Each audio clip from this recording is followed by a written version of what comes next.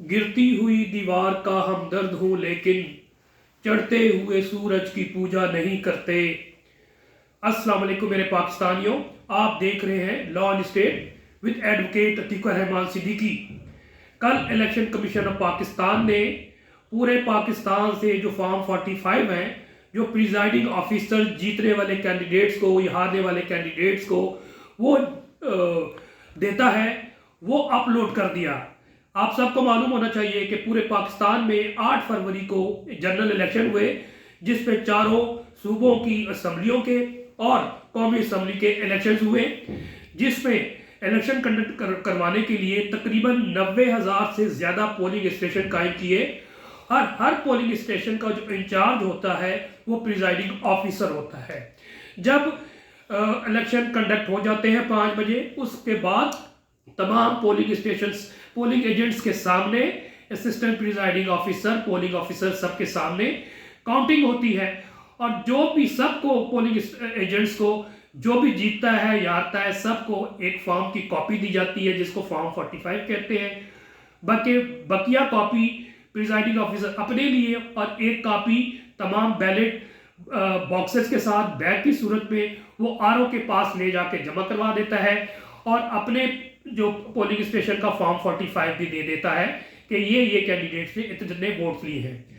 और कल जो बोंडे तरीके से इलेक्शन कमीशन ऑफ पाकिस्तान ने जब ये अपलोड किया, तो उसके बाद जो कली खुली है पूरी कौम के सामने, पूरी दुनिया के सामने, जो पहले से 8 फरवरी ये इलेक्शन मजाक बना हुआ था, वो मजीद मजाक बन गया। आप सबको मालूम है कि 8 फरवरी को 5 बजे के बाद जब इलेक्शन रिजल्ट आना शुरू हुए, तो पाकिस्तान तहरीक इंसाफ के उम्मीदवारान जो कि आज़ाद उम्मीदवार के तौर पे कंटेस्ट कर रहे थे, खैबर से पख्तूनख्वा और खैबर से कराची और कराची से गवादर तक तमाम जगह पाकिस्तान तहरीक इंसाफ के उम्मीदवार जीत रहे थे। खासकर खैबर पख्तूनख्वा में 90% जो सीट्स हैं, वो सूबाई असम्बली की हो या नेशनल असम्बली की, वो पाकिस्तान तहरीक इंसाफ के उम्मीदवार के हक में थी। इसके अलावा पंजाब में बहुत बड़ा मार्का पाकिस्तान तहरीक इंसाफ ने जीता, और 2/3 मेजॉरिटी के साथ पाकिस्तान तहरीक इंसाफ जीत रही थी। और कराची में 18-19 सीटें जो हैं, 22 सीट्स में से वो पाकिस्तान तहरीक इंसाफ जीत रही थी, और 47 प्रोविंशियल असम्बली की सीट्स में से 34-35 जीत रही थी। और किस तरह से जीत को हार में रात को तकसीम किया इन गैर मरी ताकतों ने, इन गैर जमहूरी ताकतों ने, इन गैर आईनी ताकतों ने, और किन से मिलके? यही वतन दुश्मन, यही खानदानी चोर, खानदानी निज़ाम, चोर चक्के लुटेरे डाकू गद्दार, ये सारों से मिलके पाकिस्तान के सारे गद्दारों ने पाकिस्तान तहरीक इंसाफ का रास्ता नहीं रोका। 24 करोड़ आवाम के मैंडेट पे डाका डाला है। इनके जो राइट्स टू रूल है, राइट टू सॉवरेनिटी है, जो कि इनके इक़्तिदार आला इनके मालिक हैं, उसको जिस तरह से चंद लोगों के से मिल के बाहों तले रौंदा है, ये पाकिस्तान की तारीख का यकीनी तौर पे एक तारीख बाब है। मैं चंद जो इन्होंने क्या किया, चंद तरीके से जिस तरह से नताइज में 45 में तब्दीली की गई, उसके जो फिगर फजिंग की गई या फिगर ओवर राइटिंग की गई, चंद की मिसाल दे देता हूँ। 173 से 973 कर दिए गए, 223 से 923 कर दिया गया, 300 से 699, 343 से 1043, इसी तरह से 58 को 858 कर दिया गया, 8 पहले लगाकर।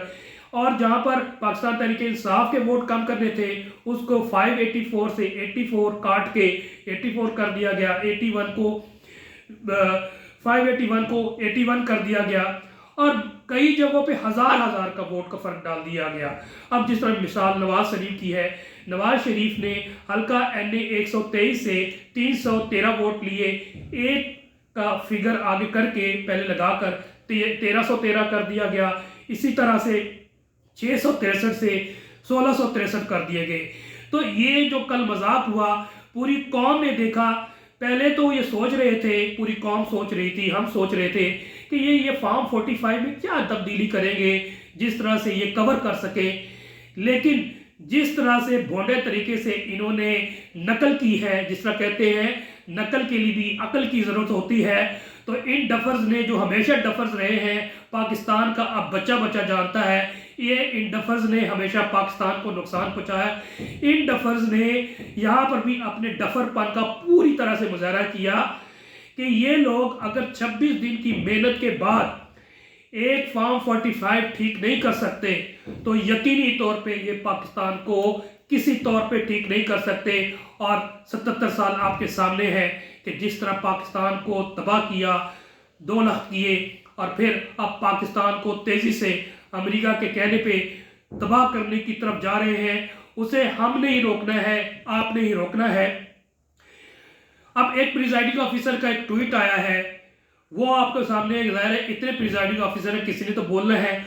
उसने वाज़े तौर पे कहा, जब ये फॉर्म 45 अपलोड हुए तो उसने ट्वीट किया और उसने कहा, I am presiding officer of PP 88 and NA 128 Lahore, the total vote cast was 634 on ECP site in 46 form they have changed it to 1434।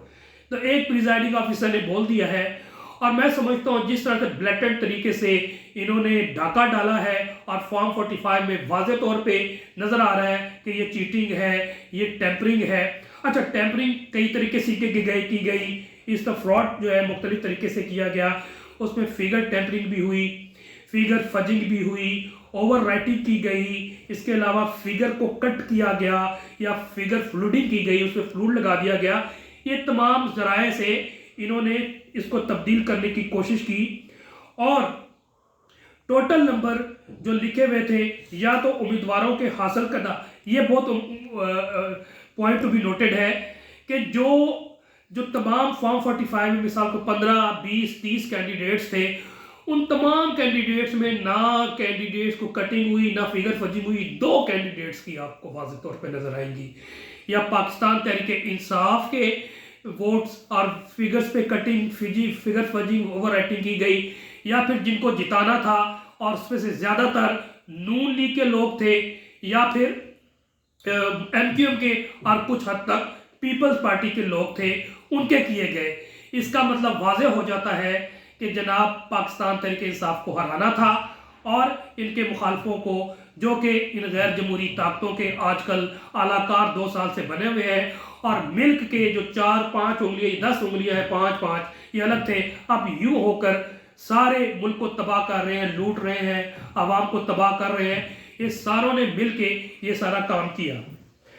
अब ये जो फॉर्म, मेरे इत्तला के मुताबिक फॉर्म 45 भी जो है वो इन्होंने अपने वेबसाइट से हटा दिया है, क्योंकि इसकी वजह से पूरी दुनिया इसको देख रही थी और बदनामी हो रही थी। जो चीज़ अभी छुपी हुई थी सबके सामने आ गई कि जो स्टांस पाकिस्तान तहरीक इंसाफ का था कि जनाब फॉर्म 45 में हम जीत गए थे और फॉर्म 47 के जरिए इन्होंने करना था, और ये सबके सामने आई। तो शर्मिंदगी मिटाने के लिए इन्होंने फौरी तौर पे जो अपलोड किया था उसको हटा दिया।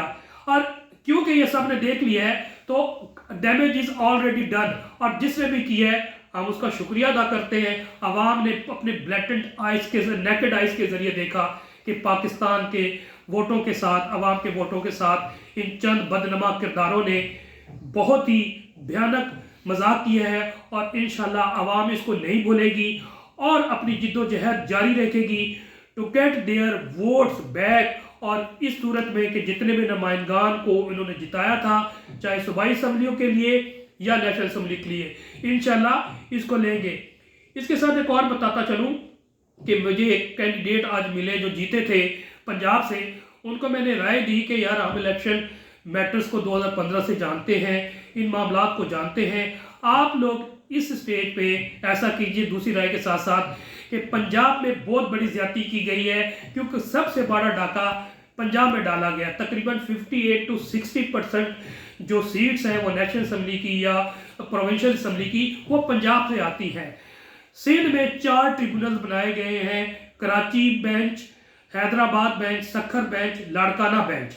जबकि पंजाब बहुत बड़ा सूबा है, यहाँ पर तकरीबन अगर 12 नहीं तो 10-12 जो ट्रिब्यूनल्स हैं वो कायम होने चाहिए तमाम बेंचों में, पिंडी बेंच में भी, लाहौर बेंच में भी, मुल्तान बेंच में भी और बहावलपुर बेंच में भी एक कम से कम 3-3 बेंचेस बनाए ताकि इसको स्पीडी तरीके से की जाए। मेरी इत्तला के मुताबिक तकरीबन 160 से 170 जो इलेक्शन पटिशंस है वो पाकिस्तान तहरीक-ए-इंसाफ की है। दूसरों को अगर मिला ले तो कम से कम 200 पटिशंस अगर ये 2 ट्रिब्यूनल के जरिए करेंगे, जो मालाफेडी है मैं समझता हूँ, तो ये 5 साल नहीं, ये 5 साल से ऊपर भी चले जाएंगे, तो they will not be in position to decide each and every election petition which is being और will be filed by any of the candidates, specially Pakistan Tehreek-e-Insaf. तो मैं समझता हूं कि आप लोग को इसको इलेक्शन कॉन्स्टिट्यूशनल पिटीशन फाइल करें और इन बेंचों को इजाफा करें ताकि स्पीडी ट्रायल हो सके। आखिर में एक और जो इशू आजकल बहुत बर्निंग है कि इमरान खान साहब ने IMF को एक खत लिखा है और जिसमें उन्होंने कहा है मुख्तसर कि जनाब आप ये जो कैबिनेट या हुकूमत आ रही है पहले स्क्रूटनी कर लें और उसके बाद दें। और इसमें ज़्यादा लोगों ने यही दी है राय कि इमरान खान ने बहुत अच्छा किया है और पहले ही कई लोग कह रहे थे कि इनको इंटरनेशनल प्रेशर डालने की ज़रूरत है क्योंकि ये यूजरपर्स हैं, ये डाकू हैं, लुटेरे हैं, ये ट्रू रिप्रेजेंटेटिव नहीं है, ये फ्रॉड के जरिए आए हैं, ये धोखाधड़ी के जरिए आए, अवाम के साथ मजाक किया है, अवाम के हकूक़ को डाका डाला है। तो मेरा पॉइंट ऑफ व्यू ये है, बहुत डिटेल में नहीं जाऊँगा, मुख्तसर बताऊँगा, एक मिसाल दूंगा कि अगर आप एक इलाके के, एक गांव के मालिक हैं जहां पर आपकी स्टेट है, आपकी प्रॉपर्टीज है, आपके घर है, आपके एसेट्स हैं और एक डाकू या कई डाकू आके उसे लूट लेते हैं, उस पर कब्जा कर लेते हैं, आपके घर पे, आपकी कोठियों पे, आपकी एसेट्स पे, आपकी लैंड पे, आपकी रियल एवरीथिंग जो अगर कंट्रोल कर लें और फिर बैंक में वो अप्लाई कर दें कि जनाब हम इस ज़मीन के मालिक हैं, इस मकान के मालिक हैं, तमाम प्रॉपर्टी जो इस विसिटी में है हम मालिक हैं, तो आप हमें कर्जा दें ताकि हम इसको चलाएं। तो क्या आप उसको इजाज़त देंगे? आप हरगिज़ इजाज़त नहीं देंगे। आप लड़ेंगे कानूनी तौर पे, आईनी तौर पे जंग लड़ेंगे कोर्ट के जरिए ताकि यूजरपर्स के अगेंस्ट FIR भी कटवाएंगे, इनको सजा भी दिलवाएंगे और जो भी पोजीशन आपकी इलीगल इन्होंने की है वो वापस लेंगे। अब इसी उसूल को अब पाकिस्तान पे लागू करें कि 24 करोड़ आवाम पर इन चंद डकैतों ने कब्जा कर लिया है और 8 फरवरी को सबके सामने है। तो हर पाकिस्तानी जो बाज़मीर है, चंद बेज़मीर लोग होंगे, मैं उनकी बात नहीं करता, वो सदा के भटके हुए लोग हैं, कभी भी नहीं ठीक होंगे। इसी तरह जैसे जब हजूर सल्लल्लाहु अलैहि वसल्लम ने इस्लाम लेकर आए और लोगों को दावत इस्लाम दी तो मक्का के लोगों ने इस्लाम कबूल किया, मदीना ने कबूल किया और 23 सालों में पूरी दुनिया में एक इनकलाब बर्पा कर दिया। लेकिन चंद लोग भटके हुए थे और हमेशा भटके रहे, जिसमें कुरान पाक में भी जिक्र है अबू लहब का। अबू लहब और अबू जहल चंद लोग होते हैं, उनको छोड़ के ये सब बाजी ज़मीर पाकिस्तानियों का फर्ज बनता है कि ये मेरे हक पे डाका डाला गया है, आपके हक पे डाला गया है, पूरे पाकिस्तानियों 24 करोड़ अवाम के हकूक पर डाका डाला गया है। तो आपका लड़ना फर्ज बनता है। लेकिन मैं हमेशा कहता हूँ आईन और कानून के मुताबिक डेमोक्रेटिक वे में अपना हक लेना आपका फर्ज बनता है और जितने भी टैक्टिस हैं जो कि जमहूरी अंदाज में होंगे वो आपको अपनाना चाहिए और उसमें डिप्लोमेटिक प्रेशर डालना, इंटरनेशनल प्रेशर भी ज़रूरी है। पाकिस्तान अकेला नहीं है, यूरोपियन यूनियन है, USA है, ब्रिटेन है। आप सबको मालूम है कि जो इस वक्त हुकूमत है उन्हीं के कहने पे सब कुछ हो रहा है, USA एंड ब्रिटेन।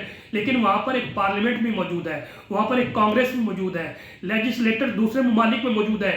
आप प्रेशर बिल्ड करके, इसके अलावा मॉनिटरी जो इंस्टीट्यूशंस है लाइक IMF है, वर्ल्ड बैंक है, एशियन डेवलपमेंट बैंक है, ये सब का अपना अपना रोल होता है।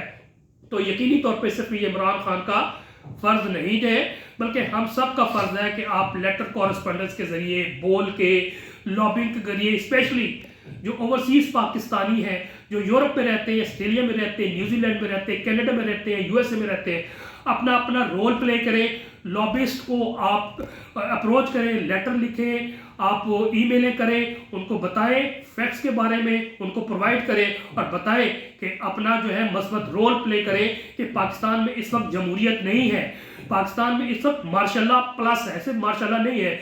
जहाँ पर ना आयन है, ना कानून है, ना आपके बुनियादी हकूक हैं। यहाँ पर जब चाहो किसी को गिरफ्तार कर लो, जब चाहो किसी के कपड़े उतार दो, जब चाहो किसी के घर घुस जाओ। और अदलिया को भी इन्होंने कंट्रोल कर लिया है, इदारों को भी कंट्रोल कर लिया है, वकला को भी कंट्रोल कर लिया है। पाकिस्तान बार काउंसिल्स हो गई है, बार काउंसिल्स हो गई है, बार एसोसिएशंस हो गई हैं, तो तमाम चीज़ों को, सिस्टम को कंट्रोल कर लिया है। तो यकीनी तौर पे जो इमरान खान ने एक लेटर लिखा है, एक खुशाइंद है, क्योंकि इमरान खान ने बड़े वाज़ेह तौर पे कहा है कि पहले ऑडिट कर लें, जो हमारा स्टांस है वो आप कर लें कि फार्म 45 को किस तरह से फार्म 47 में इनकी जीत में तब्दील किया गया, आप स्क्रूटनी करें। क्योंकि जब जून में इमरान खान के कहने पे इनको 3 बिलियन का ये डॉलर का किस्त दिया था, तो इमरान खान ने वादा लिया था IMF से कि इलेक्शन करवाएंगे नंबर 1, और फ्री एंड फेयर इलेक्शन होंगे, और वो नवंबर का वादा किया था। जबकि इलेक्शन फरवरी में तो हो गए, लेकिन ये totally free and fair election नहीं हुए, ये टोटली रिग्ड इलेक्शन है, ये ब्लैक इलेक्शन है। इसमें आवाम के हकूक और मैंडेट पर खुल्लम खुल्ला डाका मारा गया है, और ये सबको मालूम है। इसलिए इमरान खान का जो लेटर है आप सारे हिमायत करें, और अपने तय कोशिश करें कि जो इमरान खान ने किया है वो आप भी कर सकते हैं, मैं भी कर सकता हूँ। अपना अपना रोल पाकिस्तान की बेहतरी के लिए ज़रूर करें। नेक्स्ट व्लॉग तक के लिए इजाज़त दीजिए। एक रिक्वेस्ट मैं आपसे करूंगा कि मेरे चैनल को सब्सक्राइब कीजिए और बेल आइकॉन पे प्रेस कीजिए, ताकि मेरे जो व्लॉग हैं आपको रेगुलर मिलते रहें। वस्सलाम। पाकिस्तान जिंदाबाद, अवाम जिंदाबाद।